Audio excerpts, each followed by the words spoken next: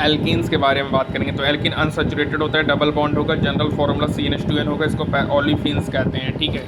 क्योंकि जो first member होता है ये फॉर्म करेगा oily liquid on reaction with chlorine, ठीक है। पाई बॉन्ड जो होता है वो एल्कीन को लूजली हैंड मोबाइल इलेक्ट्रॉन्स बनाता है, ठीक है, और इसमें इंपॉर्टेंट नहीं है। मीथेन देखो जो फर्स्ट मेंबर होता है, ठीक है, मीथेन फर्स्ट मेंबर होता है, इसमें शॉर्ट लाइफ होगा, ठीक है। इथाइलिन कॉमन नेम होगा, इथीन IUPAC नेम होगा, ठीक है। एल्कीन में स्ट्रक्चरल और ज्योमेट्रिकल आइसोमर्स दोनों पाए जाते हैं, ये इंपॉर्टेंट है। उसके बाद देखो सबसे इंपॉर्टेंट है कि यहाँ पे प्रिपरेशन मेथड की बात करें तो एल्काइन में लिंडलार कैटलिस्ट मिलाएंगे तो सिस फॉर्म बनेगा, और सोडियम लिक्विड अमोनिया मिलाएंगे तो ट्रांसफॉर्म बनेगा गाइस, ठीक है।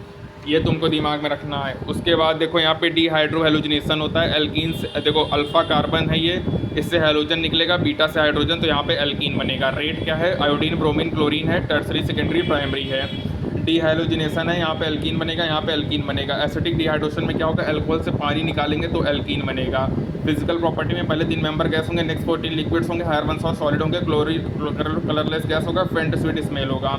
ब्रांचिंग बढ़ेगा तो बॉइलिंग पॉइंट कम होगा। केमिकल प्रॉपर्टीज़ में एल्कीन में हाइड्रोजन जोड़ेंगे तो क्या बनेगा, एल्कीन बनेगा। हेलोजन जोड़ेंगे तो ये इलेक्ट्रोफिलिक होगा। देखो यहाँ पे दोनों बॉन्ड को उड़ाएंगे और दोनों साइड हेलोजन जोड़ दिए हैं, ठीक है। हाइड्रोजन हैलाइड में क्या होगा, रिएक्टिविटी इंपॉर्टेंट है, HI HBr HCl electrophilic addition reaction होगा। सिमेट्रिकल अनसिमेट्रिकल में यहाँ पे क्या होगा कि मार्कोनिकॉफ रूल होता है। मार्कोनिकॉफ कहता है कि नेगेटिव पार्ट उस कार्बन पे अटैच होगा जहाँ पे नंबर ऑफ हाइड्रोजन कम है। ये हमारा क्या होता है कि ये हमारा free radical electrophilic addition reactions को फॉलो करता है मार्कोनिकॉफ, ठीक है। उसके बाद एक होता है एंटी मार्कोनिकॉफ, इसको फेरोक्साइड इफेक्ट या खरास इफेक्ट कहते हैं। ये होता है कि मतलब नेगेटिव पार्ट उस कार्बन पे जुड़ेगा जहाँ पे नंबर ऑफ हाइड्रोजन ज़्यादा हो, ठीक है। तो यहाँ पे क्या होता है, फ्री रेडिकल मैग्नेज्म होते हैं। अब यहाँ पे ये इंपॉर्टेंट है कि जो पेरोक्साइड इफेक्ट है वो केवल तभी होगा जब HCl और मतलब जब HBr in presence of peroxide होगा तभी एंटी मार्कोनिकॉफ होगा। HCl और HI के प्रेजेंस में हमारा Markovnikov anti Markovnikov rule applicable नहीं होता है। फिर हाइड्रेशन ऑफ हाइड्रोजन सल्फेट है, इलेक्ट्रोफिलिक एडिशन रिएक्शन होगा। एल्कीन में H2S4 मिलाएंगे तो इथाइल हाइड्रोजन सल्फेट बनेगा, यहाँ पे प्रोपाइल हाइड्रोजन सल्फेट बनेगा। एल्कीन में पानी मिलाएंगे तो अल्कोहल बनेगा, ठीक है।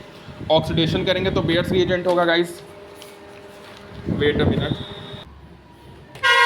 सो गाइस एल्कीन में पानी मिलाएंगे तो अल्कोहल बनेगा, और यहाँ पे इथीन में डाइल्यूट KMnO4 मिलाएंगे तो दोनों अपोजिट साइड में OH जुड़ेगा। डीकलराइजेशन टेस्ट फॉर अनसैचुरेशन होगा।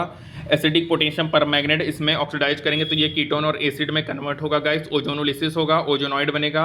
जिंक पानी मिलाएंगे तो इथेनॉल और मेथेनॉल बनेगा। 2 मेथाइल प्रोपीन में O3 मिलाएंगे तो ओजोनॉइड बनेगा। जिंक और प्रोपीन मिलाएंगे तो कीटोन बनेगा, ठीक है।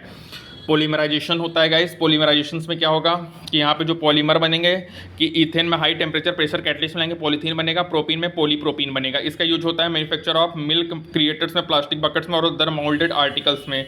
जो एक्सेसिव यूज ऑफ पॉलीथीन होता है वो ग्रेट कंसर्न होता है हम सभी के लिए। तो ये गाइस बात हुआ हाइड्रोकार्बन में एल्कीन्स के बारे में।